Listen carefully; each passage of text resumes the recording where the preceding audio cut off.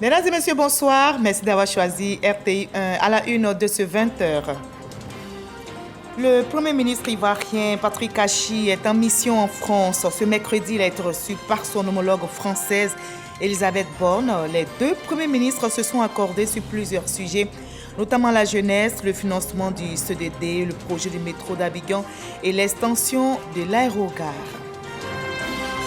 Le prix du pain, tel que fixé par le gouvernement ivoirien, ne connaîtra aucune augmentation. C'est l'assurance donnée par les acteurs des filières de la boulangerie et de la pâtisserie. Ils étaient en conclave à Yamoussoukro.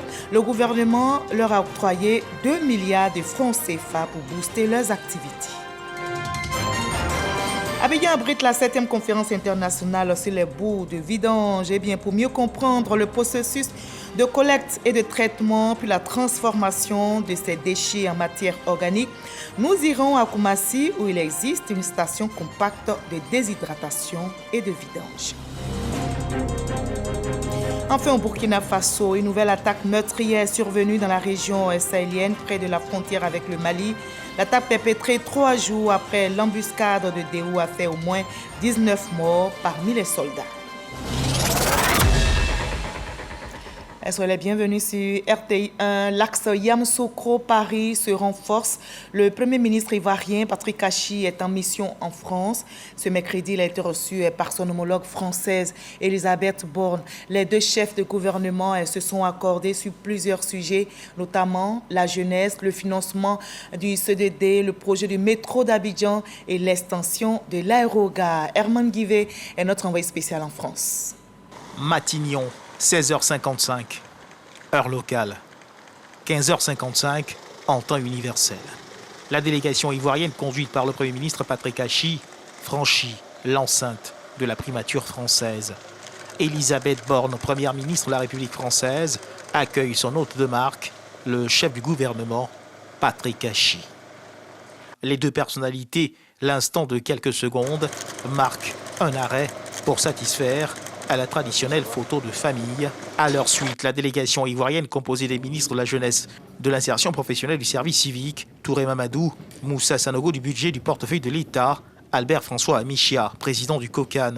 Les échanges entre les deux délégations peuvent débuter. Nous avons parcouru ensemble des sujets portant sur les questions d'infrastructure. La France nous appuie, en particulier les projets du métro, le projet de l'extension de l'aérogare. Nous avons également couvert des sujets tels que le financement du C2D, qui porte également sur un large éventail de secteurs qui vont de l'agriculture en passant par la santé jusqu'à l'enseignement professionnel. Notamment un spectre de sujets extrêmement large sur lequel nous sommes rentrés en profondeur. Et nous l'avons également naturellement invité à la demande de son Excellence, M. le Président de la République, à venir également à Abidjan pour voir in situ un certain nombre de situations sur lesquelles on peut continuer de poursuivre la coopération. Chacun des ministres ayant pris part aux côtés du chef du gouvernement à ce tête-à-tête se félicite des répercussions que pourrait avoir cet entretien sur le partenariat franco-ivoirien. La France a une longue tradition en matière fiscale, un taux de pression fiscale de l'ordre de 45%. Que nous puissions bénéficier de son accompagnement pour faire en sorte donc que nous ayons les moyens d'offrir davantage à nos populations. Le Premier ministre a souhaité que nous ayons l'expertise technique de la France puisque à travers le ministère donc, du Travail, il y a une série de réformes et d'initiatives d'accompagnement des jeunes. La Première ministre de France donc, a accédé à cette demande donc, de M. le Premier ministre. Et d'ailleurs, dans la foulée de cette rencontre, nous allons avoir une séance de travail avec notre homologue français en charge des questions d'insertion professionnelle pour voir comment la Côte d'Ivoire donc, peut bénéficier d'ensemble des initiatives en faveur des jeunes développés en France. Il était important pour nous, sur instruction de M. le Premier ministre, qui assure la tutelle du COCAN, de venir voir avec les autorités françaises ce qui peut être apporté en matière de sécurisation des jeux, en matière de sécurisation de la billetterie, en matière d'organisation, en matière de promotion de l'événement. Et c'est ce dont il a parlé avec Madame la Première ministre et il nous a instruit de prendre les contacts nécessaires ici à Paris afin que ce que le Président de la République a décidé de faire la plus belle CAN jamais organisée en Afrique soit une réalité au niveau des Ivoiriens et au niveau de tout le continent africain qui attend cet événement avec beaucoup d'impatience. Et l'excellence est promue en France, tout comme en Côte d'Ivoire, précisément dans nos institutions. Plusieurs membres de la Commission Défense et Sécurité de l'Assemblée nationale ont été promus. Le ministre d'État, ministre de la Défense, les a distingués ce jour et remis les récompenses des 2e et 3e prix d'excellence. Près de 200 personnels civils et militaires ont été décorés. Walter Amadou Ouattara. 96 ans révolus, l'adjudant de gendarmerie Siaka Ouattara reçoit la médaille des forces armées. Comme lui, près de 200 personnes, civiles et militaires, sont distinguées par le ministère d'État, ministère de la Défense, pour au moins 15 années de service. Nous voudrions souligner le fait que cette marque de reconnaissance nous encourage à œuvrer davantage au rayonnement des forces armées de Côte d'Ivoire. Car notre vie professionnelle et donc notre vie militaire sera sans cesse confrontée à des changements de paradigme stratégique et à de nouveaux défis sécuritaires. Les lauréats des 2e et 3e prix d'excellence des années 2020 et 2021 touchent chacun la distinction et la mesure d'accompagnement. Également honorés 13 membres de la Commission Défense et Sécurité de l'Assemblée nationale. Ils portent fièrement la médaille de la Défense, une grande première dans l'histoire de l'armée ivoirienne. Ma profonde gratitude au chef de l'État, son Excellence Alassane Ouattara, qui a bien voulu que nous soyons décorés aujourd'hui à travers nos différents parcours professionnels. Le plus gros cadeau qu'un État puisse offrir à ses concitoyens, c'est la décoration. Et donc aujourd'hui, je suis particulièrement heureux de recevoir cette décoration qui, pour nous, constitue un élément motivateur. Aujourd'hui, nous sommes très heureux de constater que la Côte d'Ivoire est en train de construire une nouvelle armée républicaine au service de sa population. C'est le fruit de ce travail commun entre donc le gouvernement et le Parlement. Reconnaissant du travail bien fait au sein des armées, le ministre d'État, ministre de la Défense, lève un coin de voile sur les perspectives. Les perspectives pour les années à venir sont, entre autres, la poursuite et le renforcement des réformes institutionnelles et structurelles, l'amélioration des conditions de vie et de travail de nos hommes, le renforcement de nos capacités opérationnelles, notamment aux différentes frontières nord, enfin, l'engagement de nos forces armées dans des actions concertées et coordonnées avec d'autres forces dans le cadre d'initiatives sous-régionales. Autre temps fort de la célébration, tenue à la place d'armes du groupement ministériel des moyens généraux, une prise d'armes à l'occasion de la fête patronale de cette unité. Elle est marquée par la remise symbolique d'une quarantaine de véhicules au chef d'état-major général des armées, Lassina Dounia, et au commandant supérieur de la gendarmerie nationale, le général de corps d'armée Alexandre Apalo Touré. C'est un don fait par le président de la République, Alassane Ouattara, chef suprême des armées. Voilà, dans le domaine agricole à présent, notez que le ministre d'État, ministre de l'Agriculture et du Développement rural, Kobena Kwasi Adjoumani, invite le secteur privé à investir dans la filière risicole. Il leur a dévoilé sa vision pour le secteur, accroître la production du riz pour l'autosuffisance en riz dans notre pays. Le déficit à couvrir est estimé à environ 800 000 tonnes de riz, nous dit l'enseigne Bakayoko. En plus de la baisse des superficies et des difficultés de commercialisation, la filière risicole ivoirienne, confrontée aux effets pervers du changement climatique, fait également face à une réduction des appuis en intrants et en semences améliorées. Conséquence, les rendements se rétrécissent, la production stagne, provoquant une évidente incapacité à couvrir la consommation. Nos agriculteurs, en collaboration avec les partenaires de cette campagne risicole, notamment les fournisseurs d'intrants agricoles, les entreprises de transformation et de commercialisation de riz, ainsi que les responsables locaux nationaux, travaillent dans des conditions difficiles pour garantir une production de riz de qualité et en quantité. La politique de l'État de Côte d'Ivoire est de faciliter les conditions de travail de tous les agriculteurs et pour assurer une production satisfaisante. Alors que les besoins annuels s'élèvent à 2 millions de tonnes, la production nationale dépasse à peine le million de tonnes, ouvrant la porte aux importations. Ce que nous devons faire dans un premier temps, c'est d'abord sensibiliser les uns les autres à la production de riz. Comment voulez-vous que nous soyons premier pays producteur de cacao, premier pays producteur de cajou, et que nous ne soyons pas capables de produire du riz? Plus que l'autosuffisance, il s'agit d'aller vers la souveraineté alimentaire. Et sur l'ensemble de la chaîne des valeurs riz, les défis sont nombreux, entre autres, la mécanisation, le financement et surtout la maîtrise de l'eau. La maîtrise d'eau, ce n'est pas seulement faire des barrages, mais c'est faire des canalisations pour permettre que toutes les eaux qui tombent du ciel puissent être recueillies quelque part et servir en temps opportun à l'irrigation. Si les producteurs sollicitent un accroissement des investissements et du crédit, l'ambition du gouvernement, c'est de créer des pôles rizicoles de grande capacité. Déjà, 28 000 hectares supplémentaires devraient être mis en exploitation sur les prochaines années. Le ministre de l'Enseignement supérieur et de la Recherche scientifique, Adama Diawara, également actif, est en mission à Berlin, en Allemagne, avec ses pairs africains. Il multiplie les rencontres à la recherche d'investisseurs. Ils ont exposé sur les potentialités dont regorge l'Afrique de l'Ouest et centrale afin de faire fléchir les investisseurs devant leurs projets innovants. Au terme de ces échanges, l'Afrique repart avec des promesses d'investissement dans le domaine de la biodiversité, de l'agriculture durable. Sephora Zegui depuis l'Allemagne. Rencontre B2B entre investisseurs et ministres membres du WASCAL et du SASCAL pour développer et sceller des partenariats.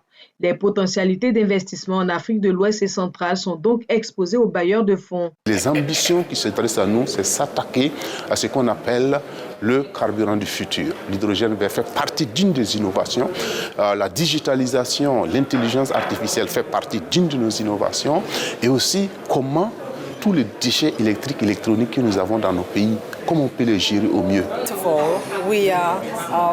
Nous sommes une organisation qui est sise du point de vue régional, mais nous travaillons sur des thèmes comme l'eau, par exemple. L'eau, elle traverse différents pays, l'eau ne connaît pas de frontières. Il en va de même pour la terre, par exemple. S'il y a un impact sur une région particulière, dans un pays particulier, cet impact se fera ressentir aussi dans les régions transfrontalières. Terre arable, vaste étendue d'eau, pléthore de matières premières, forte croissance démographique et assez de potentialités d'innovation. Ce sont autant d'atouts que les investisseurs allemands et africains veulent saisir pour un partenariat gagnant-gagnant. On a des secteurs en particulier qui nous intéressent.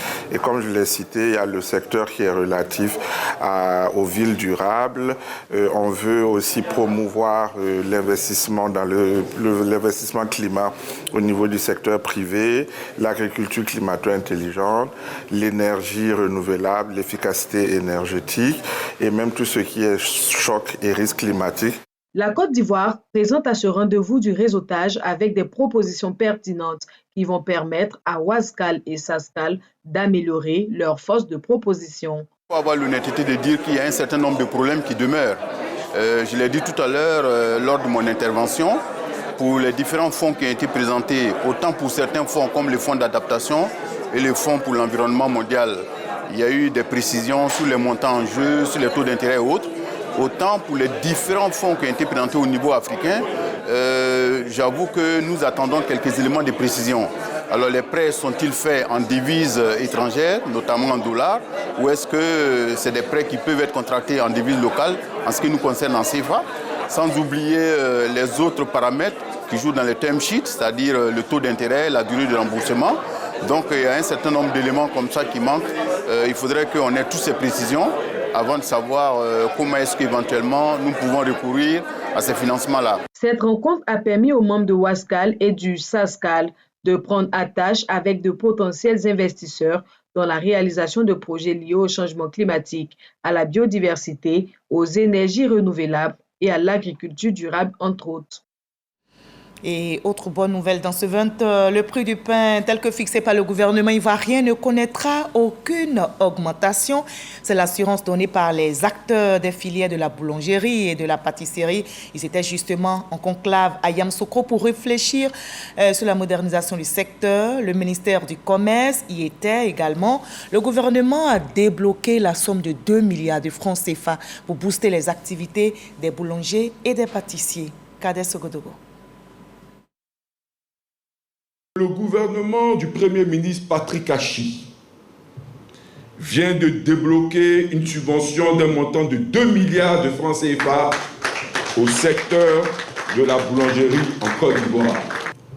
À travers cet engagement fort du gouvernement, il revient aux organisations patronales et aux boulangers, dans une unité d'action, de taire leurs récriminations et de se mettre résolument au travail pour assainir et moderniser le secteur de la boulangerie. De l'oxygène pour la filière blé, farine et pain. 2 milliards de francs CFA pour enclencher une nouvelle dynamique avec l'espoir d'une stabilité allant dans le sens de la lutte contre la vie chère. Durant 4 jours, ministère du Commerce, de l'Industrie et de la Promotion des PME, ministère technique, fêtière et groupement de boulangers, organisations et associations de consommateurs, groupements de meuniers se sont parlé à Yamoussoukro. La ville est une destination connue pour obtenir la paix à travers le dialogue. Maintien du prix du pain. Les consommateurs se frottent les mains. Les boulangers, eux, sont satisfaits du coup de pouce gouvernemental. Nous engageons l'ensemble des boulangers à résolument se mettre dans les dispositions pour moderniser notre secteur. Nous lançons un appel à l'ensemble des parties prenantes, gouvernement, associations de consommateurs, nos partenaires, de nous accompagner dans cette démarche courageuse. Je voulais rassurer le consommateur et je voulais lancer un appel aux boulangers. C'est qu'il n'y a pas d'augmentation de prix des pains. Tous ceux et celles qui ont commencé à vendre la baguette de 150 francs à 200 francs, que reviennent à l'ancien prix. Car à partir de demain jeudi 23 février, un contrôle va s'effectuer sur l'ensemble du territoire national pour sanctionner tous ceux et celles qui ne respecteront pas le prix qui est fixé par le gouvernement. Le communiqué final sera déposé sur la table du gouvernement. Un projet de décret portant réglementation des activités de boulangerie en Côte d'Ivoire sera bientôt signé par le président de la République, Alassane Ouattara. Savez-vous que dans la commune de Koumassi existe une station compacte de déshydratation et de vidange? Cette unité traite les bouts des fosses septiques des ménages. Nos équipes de reportage ont donc fait une incursion dans cette cité pour mieux comprendre le processus de collecte et de traitement et puis la transformation de ces déchets en matière organique. Le reportage réalisé par Grace Kando et son équipe est donc réalisé en marge de la 7e conférence internationale sur les bouts de vidange à Abidjan. Un camion de vidange en mouvement. Ibrahim est au volant, interpellé ce matin pour une intervention ici au quartier d'Ivo. Le site est confronté à un problème d'assainissement. Dans cette cour, une fosse pleine, l'équipe est appelée par ce locataire. Comme ma fosse est remplie, donc j'ai appelé un camion vidange pour venir essayer de créer un peu quoi. Voilà, pour vider la fosse. Quand ça déborde, ça nous fatigue odeur, bon franchement, ça nous dérange trop. Direction poste de dépotage de Trècheville. Abidjan en dispose 3. Pour le président des vidangeurs, ils peuvent être plus efficaces avec davantage de soutien. Il y a cependant de l'amélioration dans leur travail en dépit des difficultés. On a en train de construire les dépôts et on a mis les gens en circulation pour empêcher les gens de verser dans les caniveaux ou dans les trous. Donc tout le monde a oublié d'aller à la dépotoir pour aller dépoter là-bas. Mais c'est loin. On a donné l'argent, ils ont déposé à la banque. Et si on a besoin d'argent, on n'a qu'à aller prendre pour réparer nos camions. Ça a été fait. C'est fait et on a commencé à prendre l'argent pour réparer nos camions. De ce poste de dépotage, la boue est acheminée vers la station de pré-traitement et de refoulement de Koumassi-Dig à travers le réseau d'égouts du district d'Abidjan. Au sein du site, une station compacte de déshydratation et de traitement de boue de vidange des fosses septiques des ménages de la partie sud de la ville d'Abidjan. C'est un camion de dépotage qui vient de Koumassi, prêt à dépoter. C'est un camion de 8000 litres. La durée peut être 5 minutes. Après le dépotage, nous avons séparé les déchets des fosses septiques. Et maintenant, l'eau va partir dans le bassin. Au niveau d'Abidjan, nous avons donc 2 systèmes d'assainissement. Donc il y a 40% de la population donc, qui est raccordée au réseau d'eau usée. Et on a également 60% de la population n'ayant pas accès au réseau, donc qui est sur les fosses septiques, donc pour l'assainissement non collectif, l'assainissement autonome. Donc au niveau de ces 60%, lorsque leur fosse est pleine, ces ménages-là vont faire appel donc à des camions de vidange pour venir soutirer la boue de leur fosse et les envoyer sur les unités de traitement. Ces matières fécales issues de ces fosses septiques subissent un processus de traitement avec pour finalité la récupération des matières organiques. Une fois le dépotage fait, les boues seront stockées donc, dans cette bâche. Et donc de cette bâche, on a une pompe immergée qui va donc pomper la boue pour la stocker dans cette cuve de 100 mètres cubes. Une fois la boue dans le caisson, tout ce qui est floc, tout ce qui est élément solide va rester au-dessus du tamis. On a 2 raccords de sortie. Donc tout ce qui est liquide là, va donc être acheminé à travers ces 2 raccords de sortie et aller dans le réseau pour être évacué. Ce dispositif gagnerait toutefois à être plus connu. Une meilleure communication pour une gestion optimale des boues de vidange pour les populations et les opérateurs est alors de mise. Faisons de la sensibilisation auprès des populations, déjà pour que les fosses septiques soient réalisées selon des normes, de sorte à ce que les opérateurs de vidange qui font de la vidange mécanique puissent aller pomper ces boues-là dans leur ménage, dans les règles de l'art. Et aussi, nous faisons la sensibilisation auprès des opérateurs de vidange, en sorte que les boues qui sont récupérées dans les ménages ne soient pas déversées dans des lieux qui ne sont pas adaptés. Nous veillons aussi à leur mettre à disposition des installations appropriées. En février 2016, l'État a adopté une lettre de politique sectorielle d'assainissement et de drainage qui consiste, d'ici à 2030, à doter tous les chefs-lieux de région de centres de traitement de boue de vidange. Aujourd'hui, quand on fait le bilan, il y a 4 stations qui sont fonctionnelles. On a Bouaké, on a Korogo, on a San Pedro et Katiola. On a 2 stations en construction. On a Abidjan, une station à Abidjan, une station à Yamoussoukro. Et on a 14 stations qui sont en construction dans les villes de l'intérieur. Si on fait le cumul des projets qui sont en cours, on aura 20 stations de traitement de boue de vidange pour une capacité de 60% de boue produite en milieu urbain qui seront traitées.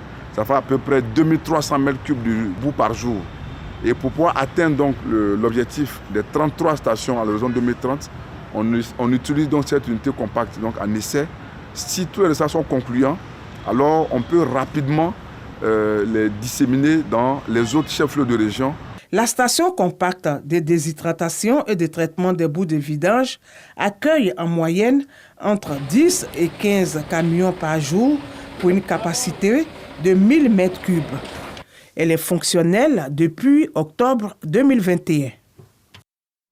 Voilà, on en sait un peu plus sur la station compacte de déshydratation et de vidange de la commune de Koumassi. Reportage réalisé pour vous par Grace Kando. Le réseau routier ivoirien continue de se développer sur l'ensemble du territoire. Intéressons-nous aujourd'hui au bitumage de l'axe reliant la ville de Maféré à la sous-préfecture de Kouakro, c'est dans la région du Sud Comoé. Les travaux ont été lancés en 2021 pour le bitumage de 20 km de route, un axe stratégique quand on sait le potentiel agricole de cette zone du pays. Mama Traoré nous y conduit. À chaque passage, le cortège de ce président d'institution, aussi président du conseil régional du Sud Comoé, marque une escale sur ce chantier, celui du bitumage du tronçon menant de Maféré à la sous-préfecture de Kouakro dans la région du Sud Comoé. 20 km de distance à bitumé, une fierté pour Eugène Akaouélé, le natif de Maféré. Nous ici, il pleut toute l'année. Ça veut dire les difficultés que l'ensemble des fonctionnaires en service dans la sous-préfecture de Kouakro, que les opérateurs économiques, que les paysans ont pour l'évacuation de leurs produits. Pour le soulagement que va apporter cette nouvelle route, les usagers du quotidien s'empressent de l'achèvement des travaux, dont le taux d'exécution est estimé à 57% à la mi-février 2023. Dans la route, ça nous en fait beaucoup. Maintenant, on peut faire même 3 tours. Avant, si on a trop fait, c'est 10 tours. Nous sentons qu'il y aura une amélioration. On est sûr qu'on aura une voie normale sur laquelle on pourra passer facilement. Tout aussi impatients de voir ces travaux s'achever, les habitants des villages situés dans l'emprise du tracé de la future route Maféré-Kouakro. Dans le village d'Afienou, ce désenclavement en cours était inespéré des populations par le passé. Aujourd'hui, on m'appelle un peu partout. On veut acheter l'eau à Afienou, on veut avoir un terrain à Afienou pour pouvoir construire. Donc je pense que sincèrement, c'est le développement total du village. Il y a un hôpital ici. S'il y a un malade, si la route est habitumée, le malade qui doit être transféré d'Afienou à Boisseau doit être vite arrivé et être sauvé. Les travaux de bitumage de l'axe Maféré-Kouakro ont été lancés en mai 2021 pour un délai de 2 ans. Le chantier accuse du retard du fait de la forte pluviométrie dans cette zone du pays. L'ouvrage attendu sera une chaussée de 2 fois 1 voie, dotée d'ouvrages de drainage. Il est aussi prévu la construction d'un ouvrage d'art, un pont en béton armé au niveau du village d'Afienou. Tout ceci pour un investissement global de 17 milliards de francs CFA. Dans le cadre de ce projet, Maféré, la ville dite du Palmier, devrait bénéficier de quelques kilomètres de voirie, plus le cas depuis 1985 où cette cité avait bénéficié de ses premiers linéaires bitumés, essentiellement limités à la principale artère traversant la ville et la voie reliant le quartier résidentiel. Il y a le quartier qui s'appelle FSH qui va en bénéficier, le quartier Briangois qui pourra donc en bénéficier, de même que le quartier qu'on appelle Bédénou et le quartier résidentiel. Donc voici en gros les 4 quartiers qui bénéficieront, n'est-ce pas, des linéaires que le président de la République a bien voulu nous octroyer.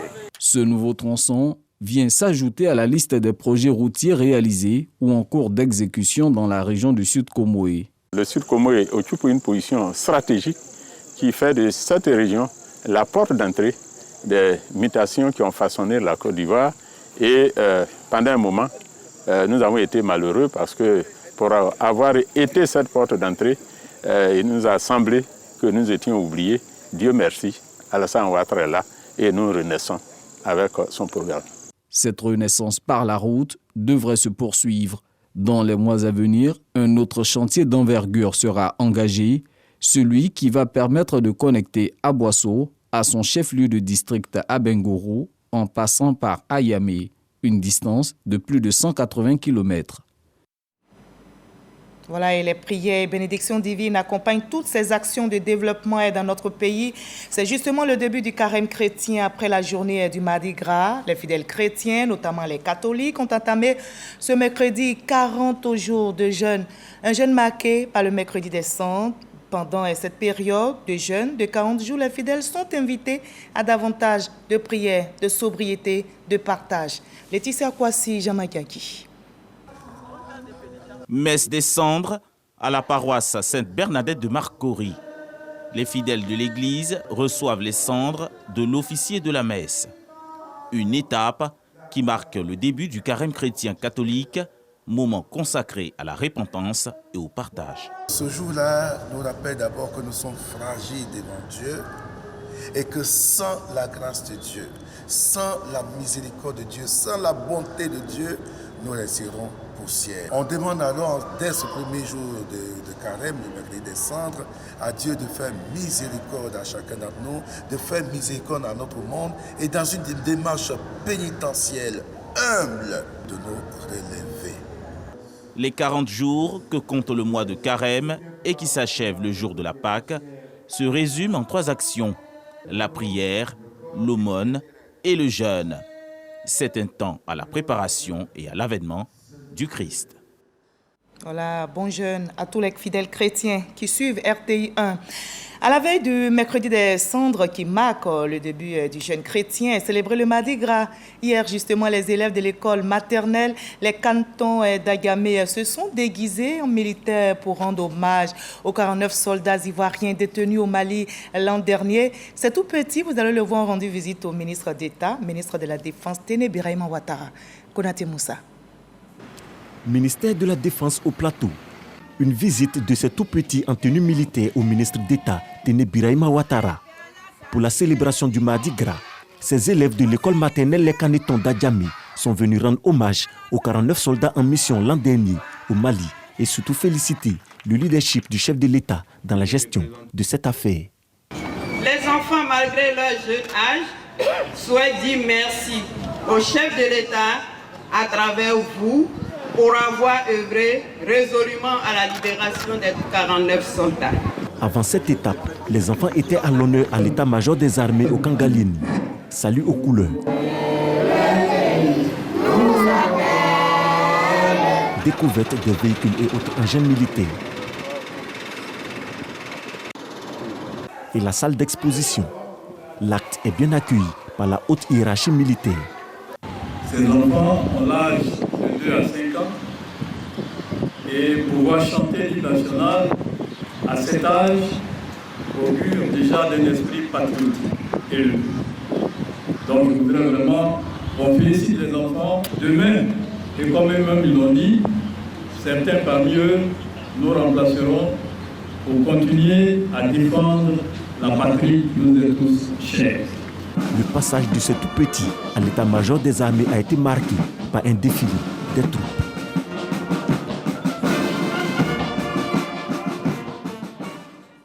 Voilà, et les enfants ont fait preuve d'imagination en ce Mardi Gras. C'était donc la journée des déguisements. Les tout petits ont démontré leur savoir-faire aux adultes. Mamadou Kwasi. Les peuples de Côte d'Ivoire à l'honneur à l'occasion de la célébration du Mardi Gras au Centre de protection de la petite enfance CPPE pilote de Cocody.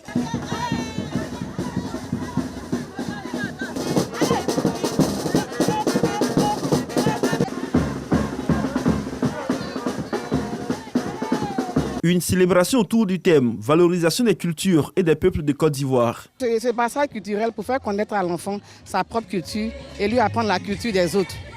C'est une manière pour l'enfant de s'accepter et d'accepter les autres.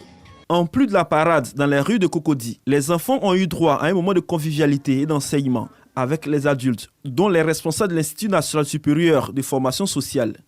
Autre lieu, autre décor, CPPE Cocody Nord, des enfants du ministère de la Femme, de la Famille et de l'Enfant dans les rues. Et pour ce Mardi Gras, ce sont les métiers de l'aviation qui sont mis en valeur par ces enfants et par leurs encadreurs. On apprend aux enfants à s'ouvrir aux différents emplois, aux institutions de la République, aux différentes entreprises citoyennes. Et c'est autant de choses qui permettent d'éveiller les enfants aux différents métiers et corps de métiers qui existent et aux différentes vocations que cela pourrait susciter. Les enfants soutenus par les agents de la Compagnie nationale de transport aérien et par les responsables du ministère de tutelle veulent donner un cachet spécial à cet événement. La célébration du Mardi Gras intervient à la veille de la prise de cendres qui marque le début du carême chrétien. Et parmi ces enfants sortiront certainement de grands journalistes, pourquoi pas. L'Union nationale des journalistes de Côte d'Ivoire vient justement d'organiser sa conférence de presse pour annoncer la 24e édition du week-end des Ébonies. Et les festivités se tiendront du 24 au 26 février prochain à Yamoussoukro. Le thème, l'UNJCI, 30 ans de lutte pour l'amélioration des conditions de vie et de travail des journalistes. Quel regard rétrospectif sur ces engagements résolus et quelle perspective. Jean Magagé nous explique tout cela. Le district autonome de Yamoussoukro sera aux couleurs du week-end des Ébonies 2022, du vendredi 24 au dimanche 26 février 2023.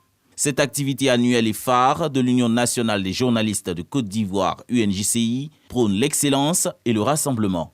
Pour cette 24e édition, le président de l'UNJCI, Jean-Claude Koulibaly, dévoile le programme et sonne la mobilisation. Plus de 300 journalistes sur 550 invités sont attendus. Arrivé au village des Ebonies, où on va faire l'inauguration en début d'après-midi.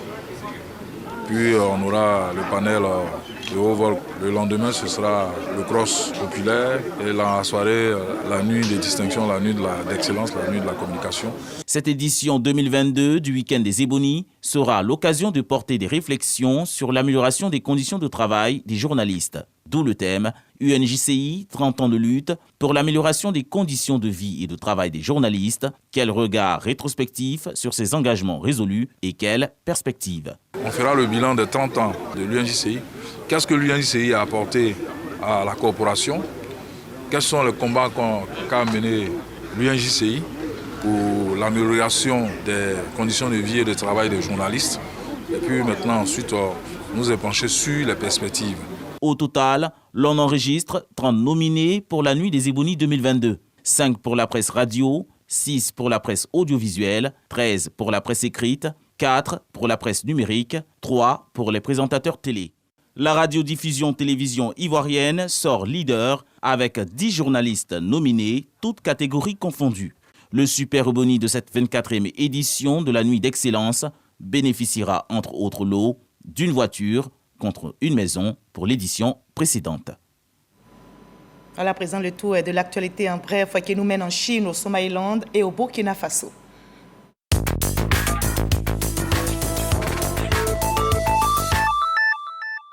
Au Burkina Faso, une nouvelle attaque meurtrière est survenue dans la région sahélienne, près de la frontière avec le Mali. L'attaque perpétrée 3 jours après l'embuscade de Déhou a fait au moins 19 morts parmi les soldats, une trentaine de blessés et un grand nombre de portés disparus. Les autorités burkinabées accusent l'État islamique au Grand Sahara d'être à l'origine de cette attaque. Au Somaliland, près de 100 personnes ont perdu la vie dans des affrontements entre armées et civils dans une ville située à la frontière somalienne. Le gouvernement rejette la responsabilité sur les miliciens de cette ville entrés en insurrection le mois dernier après l'assassinat d'un homme d'affaires local. Ces derniers réclament désormais le rattachement de leur ville à la Somalie voisine. L'effondrement d'une mine de charbon a fait 2 morts et 53 disparus en Mongolie intérieure, au nord de la Chine ce mercredi. Un certain nombre d'employés et de véhicules également ensevelis dans l'effondrement. Récit signé Sidonie Davila. Point final de ce 20h. Prenez soin de vous. Je vous retrouve demain à la même heure.